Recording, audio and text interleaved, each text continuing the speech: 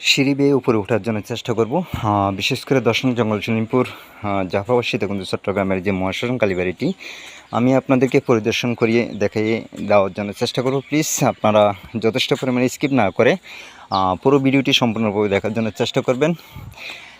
চলে আসছি পাহাড়ের উপরে যে শ্রী শ্রী মহাশ্মশান কালীবাড়িটি আগের মন্দির প্রতিষ্ঠিত হিসেবে ছিল। এখানে দেখতে পাচ্ছেন, এখানে ছিল মন্দিরটি।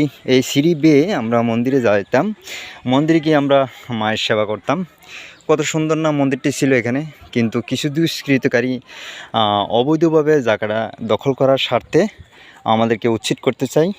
আমরা বিশেষ করে সীতাকুণ্ড থানায় আওতাধীন প্রশাসনকে দৃষ্টি আকর্ষণ করি। ওনারা যথাক্রমে ওনারা এখানে এসে এই মন্দির রক্ষার্থে ওনারা এগিয়ে আসেন।